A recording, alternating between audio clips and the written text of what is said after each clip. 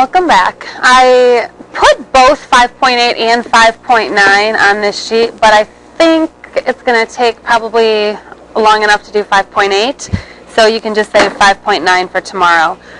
A big part of parallel and perpendicular lines is slope, so let's just do a real quick review. The reciprocal is a number that when you multiply makes that equal to 1, so the reciprocal of 2 is 1/2. The reciprocal of negative 3/4 is negative 4/3. That's the same thing as negative 4/3, which is the same exact thing as 4/3. All of those are the same. One negative makes the whole thing negative. And in 2, it would be 3/1. Whoopsies. Which, whoa, you could just write as 3. All right.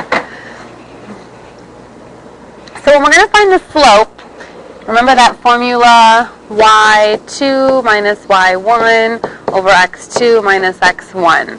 So I can make either of these my first point and my second point. So I'll make this my first point, and I'll make this my second point. I like to write this vertically. And then the other point, maybe I'll put this in a different color, so that you can drop that line and just write 3 minus 2 over negative 1 minus 2.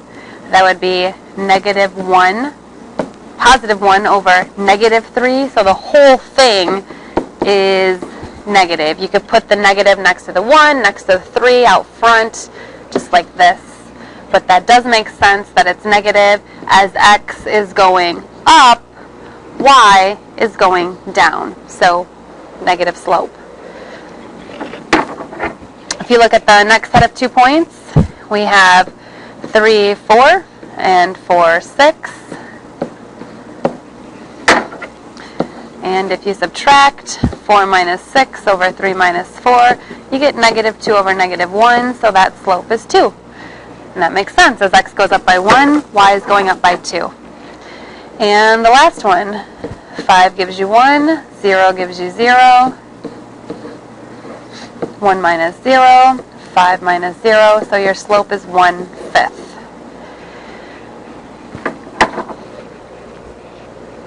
All right. And I do have the answers, but I just did them all, so we'll just skip that page. Parallel lines have the same exact slope. We're going to look at these 4 equations. We've got one equation right here, one equation here, one here, and one in the back there. Now, in order to figure out which lines are parallel, you need to figure out the slope of each. All of these are already in y equals form, so this makes it way easier. The slope of this is 5/3.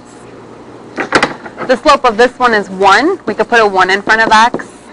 It means the same thing. This has a slope of 5/3. And the last one has a slope of 1. So the 2 that are parallel are the blue and the red are parallel. And the green and the black are parallel. I graphed them on this. And as you can see, the parallel lines will never touch each other. You don't have to graph those. This is just sort of like a visual to help you see it, that those lines with the same exact slope, like if you look at the 2 in red, this has a y-intercept of 0, this has a y-intercept of 1, and then you constantly do up 1 over 1, up 1 over 1, so they'll never touch each other. And then same with the blue. Same slope, different y-intercept, parallel, no intersection, no points that overlap. All right, now we have equations that are not all in y equals form. It has to be like this to see your slope. You could see it in point slope form also.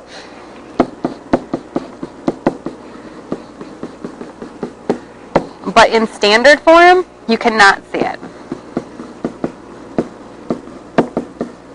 you'd have to solve for y to find the slope.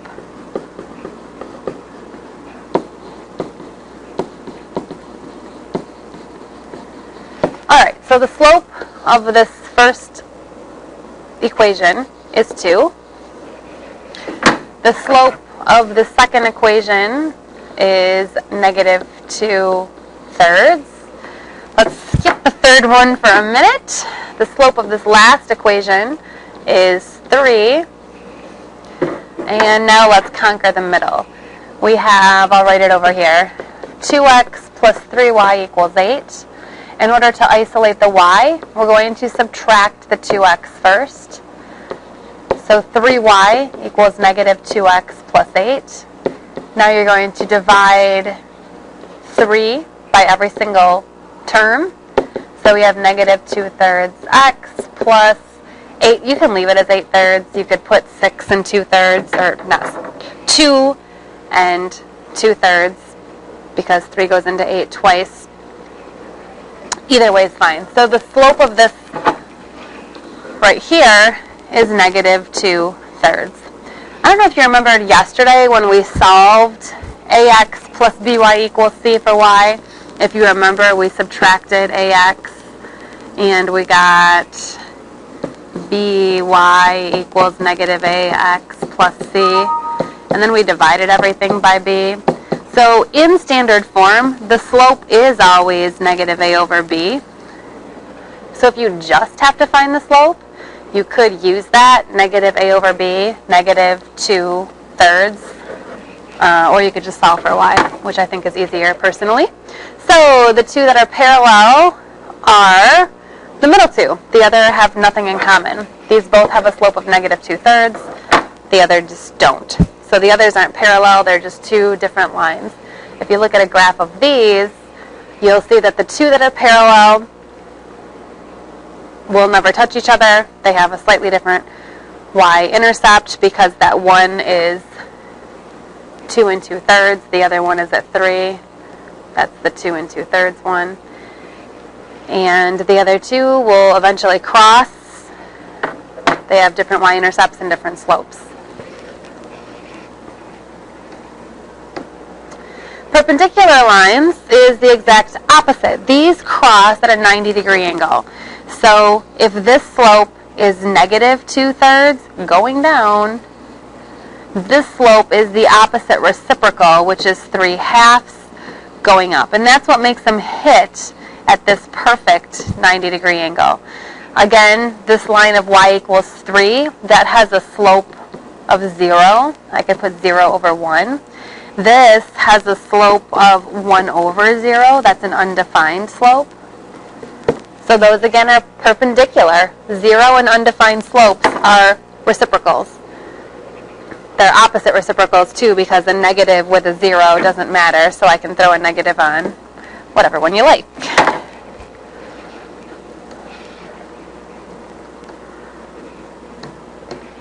Alright, so we're going to see which lines are perpendicular now. If you look at the first equation here, we have a slope of 5. If you look at this equation, we have a slope of undefined. And if you look at this equation, we have a slope of negative 1/5. And if you look at this equation, if you notice it up here, we have a slope of 0. So these are perpendicular, and you can write perpendicular like that. That means perpendicular.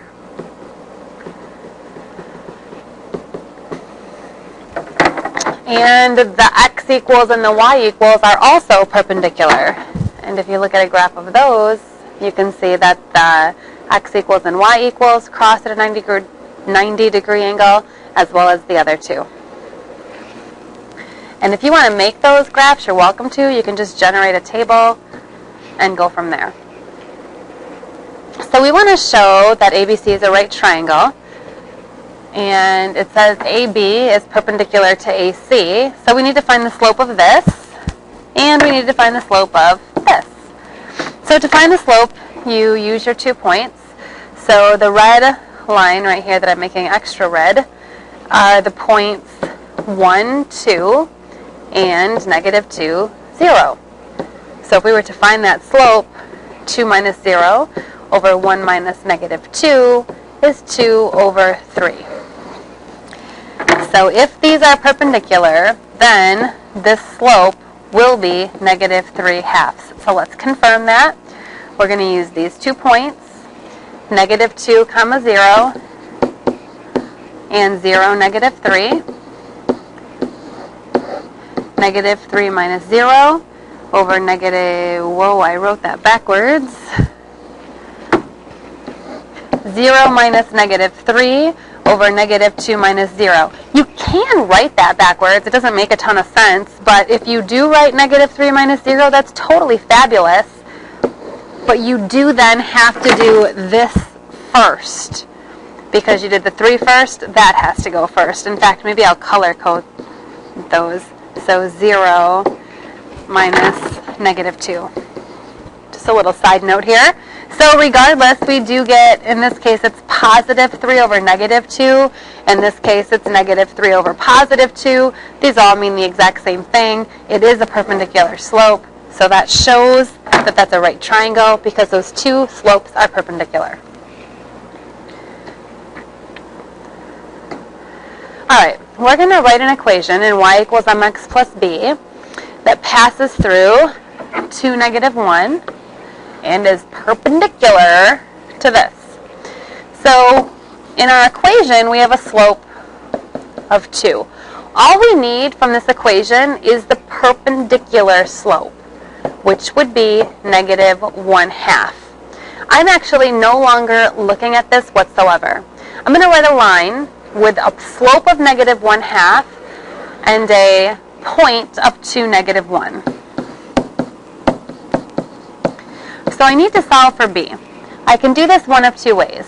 I could generate a table, and if I know that 2 is negative 1/2, 2 is negative 1,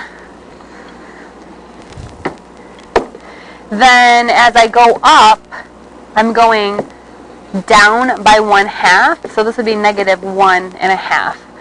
As I go back, I'm going up by 1/2 because my slope is going down by 1/2, so this would be negative 1/2. So 0 would be 0. The other way to do this is to know that this is your x and this is your y, and if you plug negative 1 in for y and 2 in for x, you get negative 1 equals negative 1 plus b. So when you solve for b, you get 0. So you have your m, you have your b, whichever way you want to go about it. I personally like this method better, but the table is lovely also. So y equals negative 1/2 x plus 0. Since it's 0, you don't necessarily have to have the 0, so you could just have that.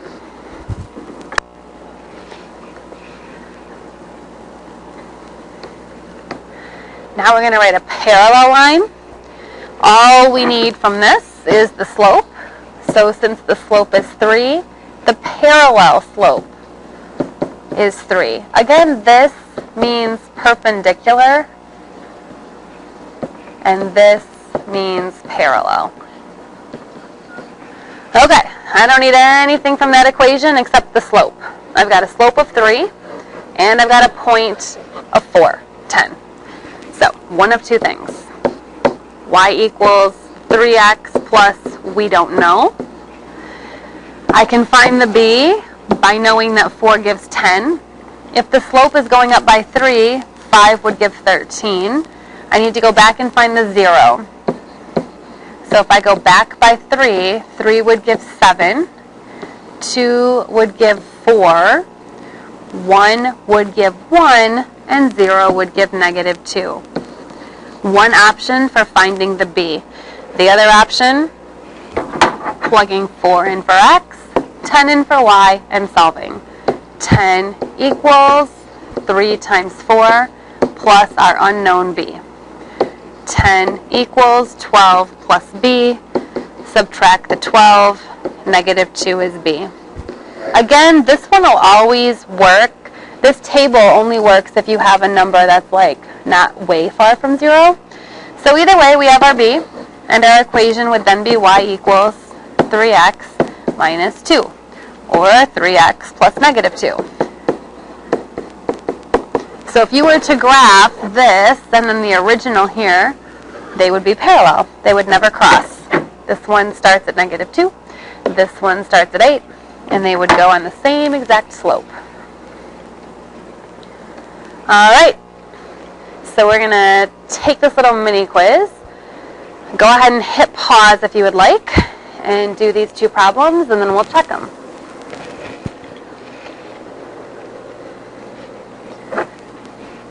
Parallel to this means that's your slope. We need nothing else from this. I'm writing an equation through this point with that slope. I'm going to solve my b by plugging 8 in for x, negative 12 in for y, and negative 3/4 in for m.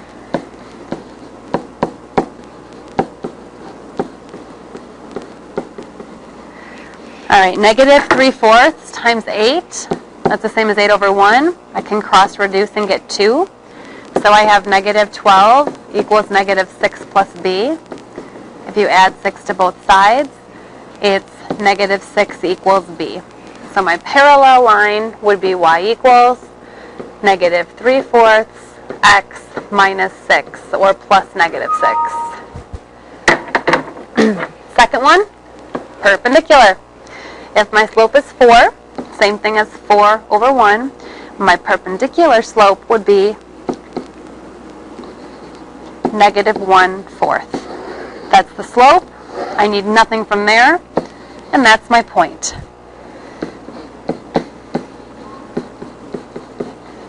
X, y, m.